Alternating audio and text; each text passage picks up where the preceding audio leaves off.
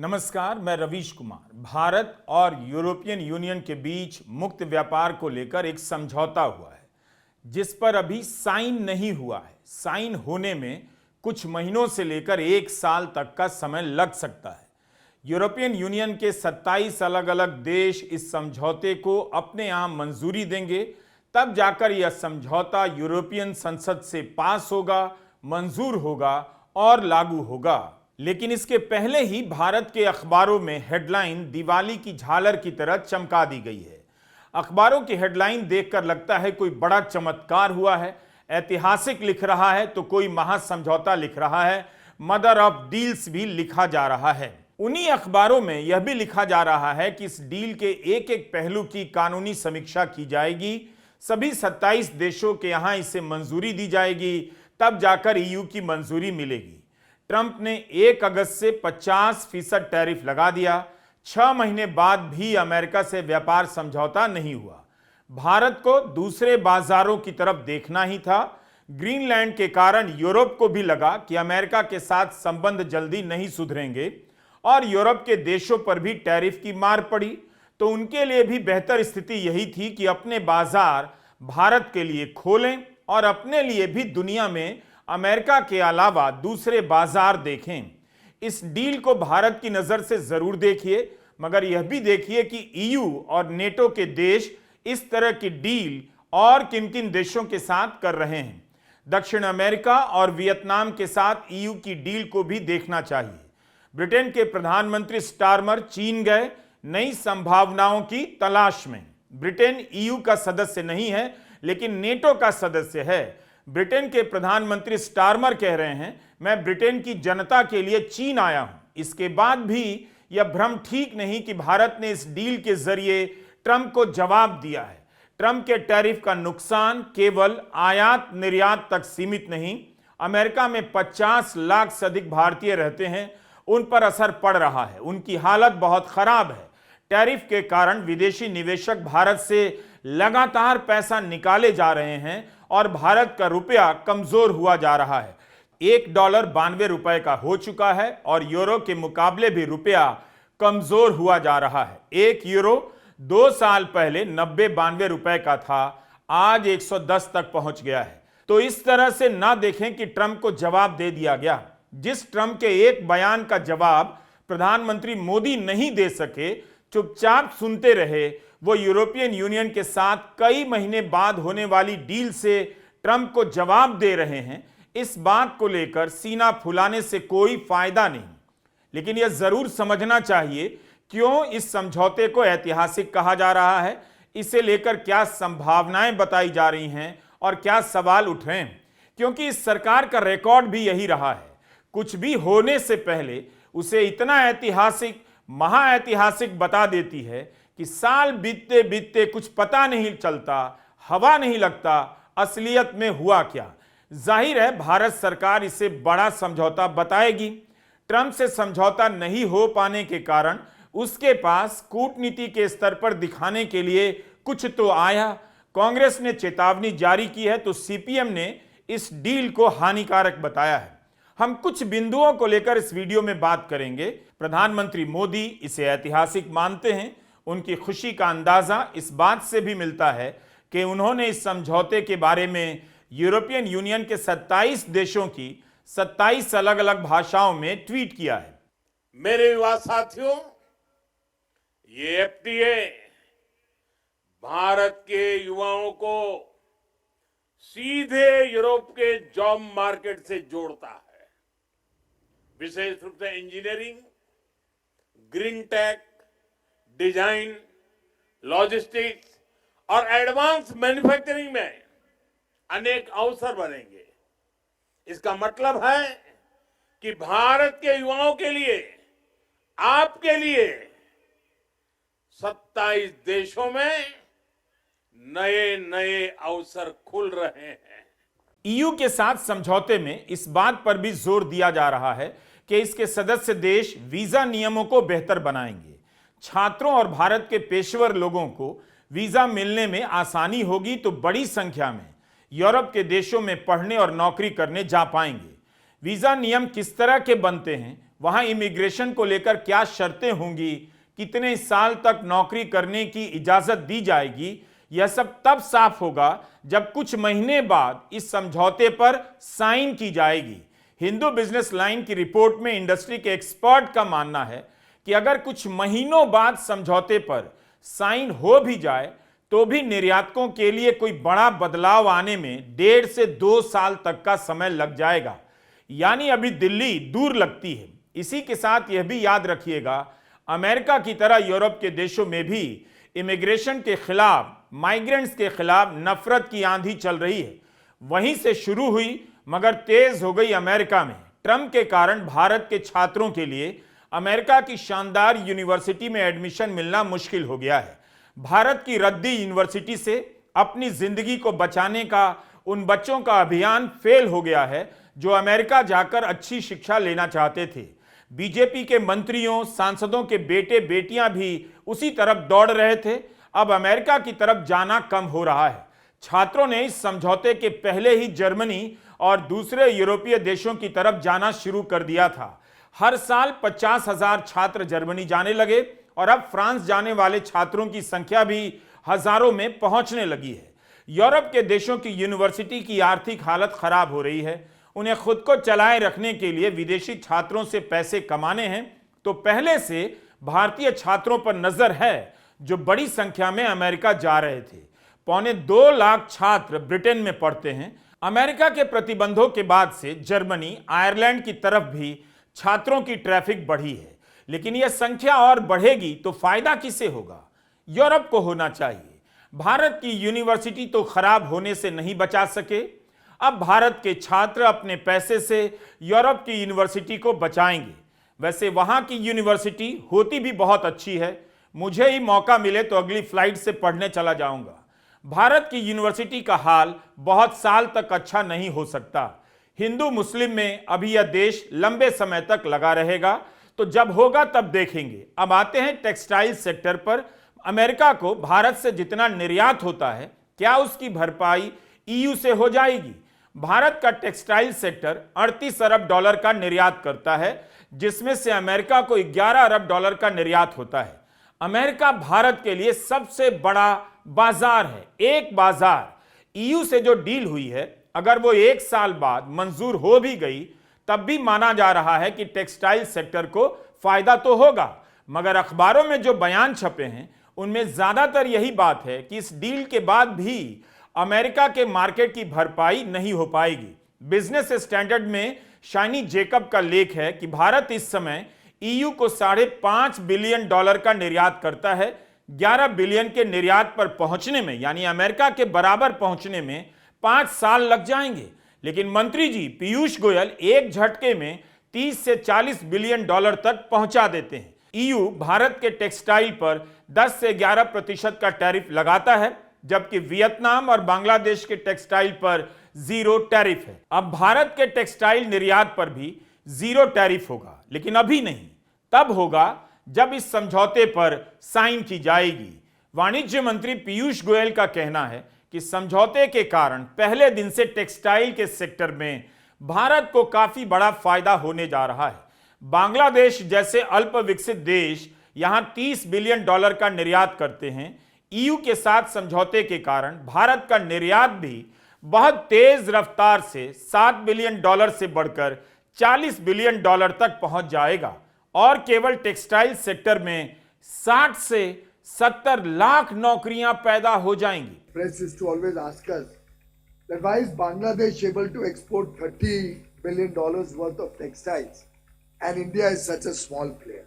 Because Bangladesh, being a least developed country, LDC, had zero duty access, and they were able to capture 30 billion out of the $250 billion market of European Union in textiles alone. Now we see before our eyes a potential to grow from 7 billion to at least 30, 35, 40 billion very quickly. Piyush Goyal जब भी नौकरियों की संख्या की बात करते हैं डर लगता है। पहले हंसी आती थी, अब डर लगता है। जब रेल मंत्री थे तो एक इंटरव्यू में कह दिया रेलवे के इकोसिस्टम में एक साल में 10 लाख नौकरियां पैदा हो सकती हैं। हुई कि नहीं, कभी हिसाब नहीं दिया। 2024 में कह दिया कि चमड़ा और जूता सेक्टर में 40 लाख नौकरियां हैं, 1 करोड़ नौकरियों का सृजन हो सकता है। अब कह रहे हैं कि ईयू से समझौता हुआ है, जो लागू ही 7-8 महीने बाद होगा। उससे टेक्सटाइल सेक्टर में 60 से 70 लाख नौकरियां पैदा होंगी। 2016 में मोदी सरकार ने टेक्सटाइल सेक्टर के लिए 6000 करोड़ के पैकेज की घोषणा की। तब दावा किया गया अगले 3 साल में यानी 16 से 19 के बीच इस पैकेज के कारण टेक्सटाइल सेक्टर में 1 करोड़ नौकरियां पैदा होंगी, 74,000 करोड़ का निवेश आएगा, 2 लाख करोड़ का निर्यात होगा। क्या 1 करोड़ नौकरियां पैदा हो गई, निर्यात बढ़ गया, 75-74 हजार करोड़ का निवेश आ गया। उस पैकेज से क्या फायदा हुआ, वो पैसा कहां गया और उस पैसे से पैदा होने वाली 1 करोड़ नौकरियां कहां हैं, कोई हिसाब नहीं देता। तब टेक्सटाइल मंत्री संतोष कुमार गंगवार थे, इस समय गिरिराज सिंह हैं।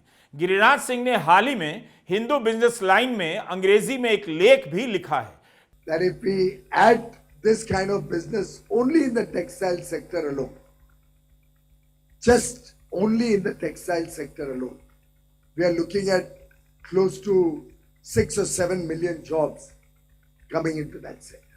टेक्सटाइल सेक्टर की कई कंपनियों के बयान छपे हैं। जाहिर है वाहवाही में कमी किसी ने नहीं की, कर भी नहीं सकते, लेकिन सबने कहा कि समझौते को लागू होने में 6 से 8 महीने लगेंगे, तभी वास्तविक स्थिति का पता चलेगा। अभी लागू नहीं हुआ मगर ढोल पीटा जा रहा है। लेकिन क्या भारत के टेक्सटाइल सेक्टर का सारा संकट टैरिफ है या क्वालिटी भी है? भारत के पड़ोसी देशों में गारमेंट का निर्यात जिस प्रकार से बढ़ा है, भारत में क्यों नहीं बढ़ पाया? 2024 में चीन ने 301 अरब डॉलर का निर्यात किया, वियतनाम ने 44 अरब डॉलर का, बांग्लादेश ने 39 अरब डॉलर का निर्यात किया और भारत ने करीब 37 अरब डॉलर के गारमेंट का निर्यात किया। चीन की ईयू से क्या डील है और चीन का जो टेक्सटाइल मार्केट पर कब्जा है उससे भारत कैसे होड़ करेगा? वाणिज्य मंत्री ने अपनी प्रेस कॉन्फ्रेंस में बांग्लादेश का उदाहरण दिया। बांग्लादेश को एलडीसी कहा, लीस्ट डेवलप्ड कंट्री। अमेरिका ने बांग्लादेश के टेक्सटाइल पर 20% का टैरिफ लगाया है, भारत पर 50%। तो बांग्लादेश को अमेरिका के मार्केट में भारत से ज्यादा फायदा तो हो ही रहा होगा। चारों तरफ नजर दौड़ाकर देखिए दुनिया में क्या हो रहा है। भारत चौथी बड़ी अर्थव्यवस्था है, उसका कंपटीशन बांग्लादेश से होना चाहिए या चीन से? ट्रंप के टैरिफ के बाद चीन ने भी अपने निर्यात के लिए ईयू को साधा है। हमें यह जानना चाहिए कि ईयू के मार्केट में चीन के साथ भारत मुकाबला कर पाएगा या नहीं।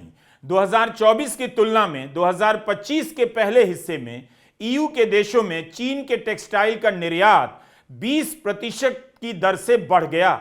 ईयू में भारत अपना कंपटीशन बांग्लादेश से क्यों देख रहा है, चीन से क्यों नहीं? हाल ही में नेता प्रतिपक्ष राहुल गांधी ने हरियाणा की एक टेक्सटाइल फैक्ट्री का दौरा किया और इसका वीडियो अपने YouTube चैनल पर डाला। इस फैक्ट्री के मालिक ने राहुल गांधी से कहा कि ट्रंप ने चीन पर भी उतना ही टैरिफ लगाया जितना भारत पर, मगर एक अंतर है, चीन भारत से 20 से 25% सस्ता बना रहा था, तो उस पर भारत जितना असर नहीं हुआ। यहां जो मशीनें रखी हैं वो चीन से आई हैं। इस कंपनी के मालिक ने राहुल गांधी से कहा कि 50% अमेरिकी टैरिफ के कारण भारतीय टेक्सटाइल सेक्टर के ऑर्डर्स होल्ड पर चले गए। अमेरिका से ऑर्डर्स आते थे तो अपने सामान को लेकर स्टोर कर लिया करते थे, ऑर्डर चला भी जाता था। लेकिन अब ऐसा नहीं, कोई भी सामान स्टोर नहीं करना चाहता, क्योंकि कल क्या होगा कोई नहीं जानता। मार्केट बना रहे इसके लिए टेक्सटाइल कंपनियां नुकसान उठाकर कम दामों पर बेचने लगी हैं। These machines are from where? But all made in China. Made in China. Why is their scale so much bigger than yours? China. Money. Because of money? Because money and backing of the government. It is very difficult to come. We are 100 years behind China. We've traveled all over the world. We are 100 years behind. क्या इसीलिए पीयूष गोयल बांग्लादेश के मुकाबले की बात कर रहे थे, जबकि ईयू के मार्केट में सबसे बड़ा निर्यातक चीन है? फैक्ट्री के मालिक बता रहे हैं उनकी फैक्ट्री में 500 लोग काम करते हैं, जिसमें ज्यादातर यूपी और बिहार से हैं। उन्होंने कहा कि बांग्लादेश में महिलाओं के काम करने से लागत कम है। जाहिर है महिलाओं को कम मजदूरी देनी पड़ती होगी, लेकिन वे कहते हैं कि हरियाणा में हम महिलाओं को देर तक नहीं रख सकते क्योंकि कोई सेफ्टी नहीं है, इसलिए उन्हें शाम में घर भेजना होता है। कोई बड़ा ऑर्डर आ जाए तो मुश्किल होती है, इसलिए वे मध्य प्रदेश में ऑल विमेन कैंपस शुरू कर रहे हैं जहां महिलाएं कैंपस में ही रहेंगी। ये हालत है भारत की। Why is Bangladesh so competitive? Like, what is it that they're doing? 90% Bangladesh has women workers. I noticed that you don't. Efficiency. Why not? Security. We are scared to keep Taylor because there is hardly any security for women. Like if I you tell me she has to go alone at night from here, she'll be telling me यार भैया late हो गया मैं तो जल्दी जा रही हूँ। अगर मेरी बहन कर सकती है तो इनके लिए जिन्होंने पैदल जाना है उनके लिए तो ज़्यादा प्रॉब्लम है। We have women in finishing and all, but we try to leave them as 6. But अगर अब ऑर्डर ज़्यादा है, हमें नाइट्स लगवानी है, हमें डबल काम कराना है। And in Bangladesh, women को रोकना। the security problem isn't there for women. And women workers, to be honest, are Efficiency no levels are higher. efficiency levels are much higher. In women. Yeah. They sit, they More work, they go. dedicated and I'm more- gonna. I don't want to. Can't you so do many something men where down. you help them with their security or That's send them what- home by bus That or is what something? we are doing in MP. What we are doing, we're making a complete women hostel. So they live on the premises. We give them, we train them, we do everything. We give them fooding, lodging, everything within the factory. We want 40% of our labor to be women labor in MP, but my target is to take it to 70%. अब आते हैं EU के साथ deal से जुड़े दूसरे बिंदुओं पर। यह सवाल तो है कि इस डील से भारत को ज्यादा फायदा होगा या यूरोपियन यूनियन के देशों को। प्रधानमंत्री मोदी ने कहा अगले 10 साल में ईयू को उसके 90% उत्पादों को भारत का बाजार मिल जाएगा और ईयू के निर्यात से भारत के 99% निर्यातकों को फायदा होगा। सीपीएम ने एक बयान जारी किया है जिससे पता चलता है कि भारत के राजनीतिक दल इस समझौते को और किस नजर से देख रहे हैं। सीपीएम का कहना है कि भारत ने ईयू के सामने पूरी तरह से सरेंडर कर दिया है। इस डील के कारण भारत ईयू के उत्पादों से ड्यूटी में भारी कमी करेगा। ऑटोमोबाइल पर लगने वाली ड्यूटी 110 से 40% हो जाएगी। आयरन और स्टील से ड्यूटी 22% से शून्य हो जाएगी। दवाओं से ड्यूटी 11% से शून्य होगी। वाइन और शराब से ड्यूटी 150% से घटकर 40% पर आ जाएगी। प्रोसेस्ड फूड से ड्यूटी 50% से घटकर 0 हो जाएगी। इससे क्या होगा कि भारत के ऑटोमोबाइल, दवा, मशीनरी उद्योगों को नुकसान हो सकता है, सीपीएम का कहना है। ईयू का दावा है कि भारत के ड्यूटी घटाने से कुछ साल के भीतर उसका निर्यात 107% तक बढ़ जाएगा। तो क्या इसका असर भारत में इन सेक्टरों में रोजगार पर नहीं पड़ेगा? कार और शराब की कीमत कम होगी तो क्या उससे आम आदमी को फायदा होगा या कुछ लोगों को ही फायदा होगा? सीपीएम ने एक और बात के लिए इस डील की आलोचना की है। कहा है कि एफटीए मुक्त व्यापार समझौते का यह भी लक्ष्य है कि इसराइल के पोर्ट हाइफा से निर्यात आयात होगा। दुनिया इसराइल से दूरी बना रही है और भारत सरकार नजदीक होने का रास्ता बना रही है। सीपीएम ने मांग की है कि इस डील का पूरा ब्यौरा संसद में पेश किया जाए और उस पर व्यापक चर्चा हो। इस बीच एफटीए को लेकर बीजेपी की पुरानी राय की याद दिलाई जा रही है। उसकी वेबसाइट पर पार्टी का बयान मौजूद है। 2013 में जब भारत और ईयू के बीच एफटीए को लेकर बातचीत चल रही थी, यह तब का मुरली मनोहर जोशी का बयान है। कह रहे हैं यह डील भारत की खाद्य स्वायत्तता और उसकी खाद्य सुरक्षा को सीधे सीधे नुकसान पहुंचाएगी। बीजेपी की वेबसाइट पर इसे लेकर बाकायदा एक प्रेस नोट जारी हुआ था जो आज तक मौजूद है, जिसमें कई तरह की चिंताएं व्यक्त की गईं। संसद में डिबेट की मांग की गई। जिस तरह से सीपीएम ने अब मांग की है, क्या मोदी सरकार ने ईयू की डील से पहले संसद में बहस की या अब होगी? कांग्रेस के भी कुछ सवाल हैं। जयराम रमेश ने विस्तार से लिखा है कि 2007 में 27 देशों वाले यूरोपियन यूनियन से बातचीत शुरू हुई। 16 दौर की बातचीत के बाद जब कई मुद्दों पर सहमति नहीं बन पाई तो 2013 में स्थगित हो गई। जून 2022 तक स्थगित ही रही। उसके बाद इसे शुरू किया गया। जयराम ने इस दावे को चुनौती दी है कि अब तक की सबसे बड़ी व्यापारिक डील है। इसके कारण जयराम कहते हैं ईयू से आयात 2 गुना हो जाएगा, भारत का व्यापार घाटा बढ़ सकता है। जयराम यह भी कहते हैं कि इस डील के बहाने मोदी सरकार यह नहीं बता रही है कि carbon border adjustment mechanism CBM से भारत के एल्यूमिनियम और स्टील निर्माताओं को छूट नहीं दिला सकी। ईयू को भारत के एल्यूमिनियम और स्टील निर्यात पहले ही $7 अरब से घटकर $5 अरब पर आ गया है और सीबीएम के कारण इस वर्ष से और भी गिरावट आने की आशंका है। समय के साथ सीबीएम का दायरा भारत के अन्य औद्योगिक निर्यात वर्गों तक भी बढ़ेगा, जिससे एफटीए से भारत को मिलने वाले किसी भी लाभ को प्रभावी रूप से खत्म किया जा सकता है। यह कांग्रेस का मानना है। अब आप बताइए, जब निर्यात बढ़ने की बात होती है तो पीयूष गोयल कहते हैं टेक्सटाइल में लाखों नौकरियां आएंगी, लेकिन जहां निर्यात घट रहा है वहां का भी बता देते कितनी नौकरियां कम हो रही हैं। पीयूष गोयल कम से कम यही बता देते कि अगस्त के बाद ट्रंप ने जो टैरिफ लगाया उसके कारण कितनी लाख नौकरियां गईं। जाने वाली नौकरियों की संख्या का मालूम नहीं, आएंगी 60 या 70 लाख, वो पीयूष गोयल जरूर बता देते हैं।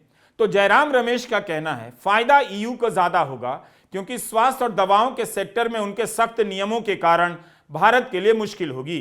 ठीक है, टैरिफ नहीं होगा, लेकिन जांच की शर्तें इतनी कठोर हैं कि वो भी अपने आप में किसी टैरिफ से कम नहीं। जयराम रमेश कहते हैं इसी तरह ऑटोमोबाइल सेक्टर को लेकर भी सवाल उठे हैं और आखिर में कहते हैं कि निसंदेह आखिरी चिंता भारत द्वारा ईयू को होने वाले सबसे बड़े निर्यात रिफाइंड फ्यूल को लेकर है। इस फ्यूल का एक बड़ा हिस्सा रूस से आता है और वॉशिंगटन डीसी से पड़ रहे दबाव के बीच इन व्यापारिक मार्गों के भविष्य को लेकर स्पष्टता की आवश्यकता है। रूस की बात जरूरी है क्योंकि यूरोपियन कमीशन की प्रेसिडेंट उर्सुला वॉन डेर लियेन और यूरोपियन काउंसिल के प्रेसिडेंट अंतोनियो कोस्टा दोनों ने कहा है कि भारत को मॉस्को पर दबाव डालना चाहिए कि वह यूक्रेन पर हमला बंद करे। यह तो अमेरिका की भी लाइन है। द हिंदू ने अपने संपादकीय में इस डील को व्यवहारिक और परिपक्व बताया है। जैसे ऑटोमोबाइल सेक्टर को लेकर 2003 में डील टूट गई, लेकिन इस सेक्टर को लेकर सहमति बनी है।